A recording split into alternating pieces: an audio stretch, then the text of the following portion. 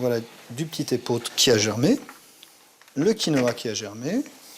Alors là, vous avez de la graine d'alfalfa, la graine de luzerne. C'est un produit qui est très très consommé. Claude est un passionné de graines germées. Il en mange à tous les repas ou presque et les fait pousser dans son salon. C'est assez étonnant de voir un germoir dans un salon. Ça prend un peu de place. C'est pas très esthétique, mais c'est très efficace. Ça, c'est des jeunes pousses de quinoa.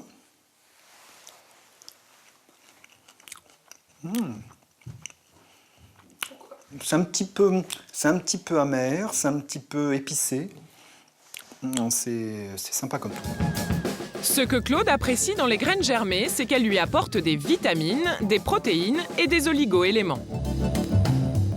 Déjà, je consommais pas mal de compléments alimentaires, chimiques, etc.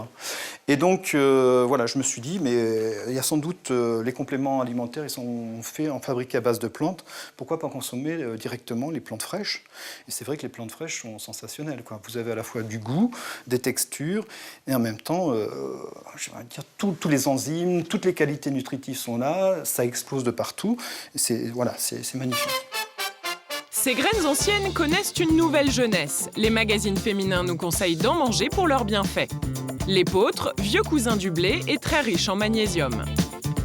Le boulgour remplace aisément la semoule.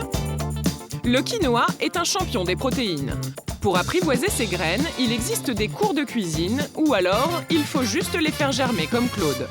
Viens Nono, est-ce que tu veux goûter ça? C'est de la graine germée de petit épeautre et de la graine germée de quinoa.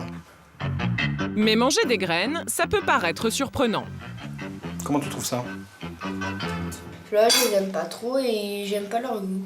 T'aimes pas leur goût? Non, je vais goûter, je vais voir l'assaisonnement. Moi, j'adore. Pas toujours facile de faire de la bonne cuisine avec ces graines méconnues. Virginie et Caroline n'arrivent pas à les cuisiner.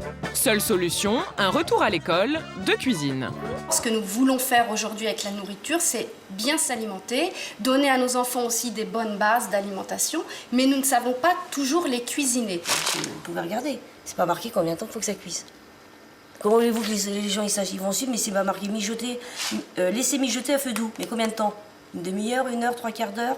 Vous voyez ce que je veux vous dire?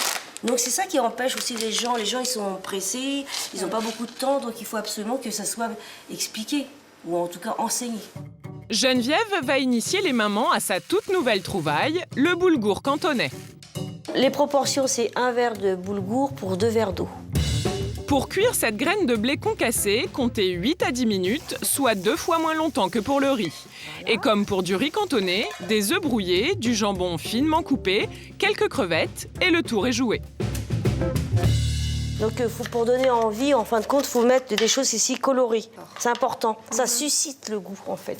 J'étais dans le riz cantonais, j'ai transformé en boulgour cantonais. Alors comme j'avais la tête dans le riz, je me suis dit on fait du gâteau de riz, je vais faire du gâteau d'épeautre. Je l'ai cuisiné une fois et vu le résultat, les enfants n'ont absolument pas aimé du tout. Ils m'ont demandé c'était quoi. Et comment tu l'avais fait? Tout simplement cuire comme le riz. Parce que j'ai fait chauffer de l'eau et puis j'ai jeté ça c'est là le souci, justement. Voilà. Je vais vous expliquer.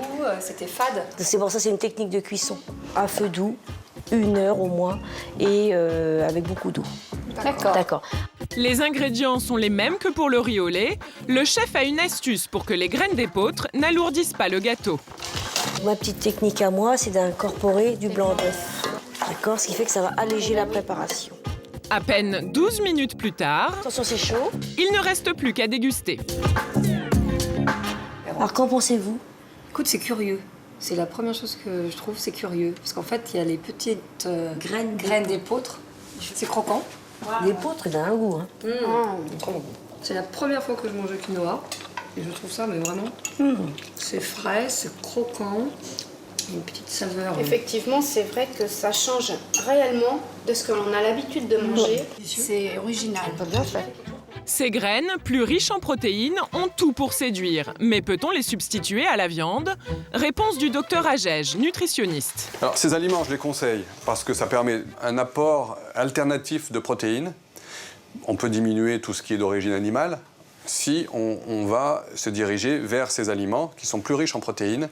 Maintenant, il y a une limitation, bien sûr. Ces apports de protéines sont accompagnés de sucre, des sucres en général lents, mais quand même de sucre. Et donc moi je conseille de les introduire peut-être un peu plus, sans rejeter pour autant les protéines d'origine animale. Pas question pour Caroline et Virginie de ne manger que des graines, mais elles ont très envie de faire goûter leur nouvelle recette. Thibaut et Quentin? Les enfants vont-ils les accepter à la place des pâtes et riz habituels? Ça n'a pas de goût en fait. Non. C'est pas gagné.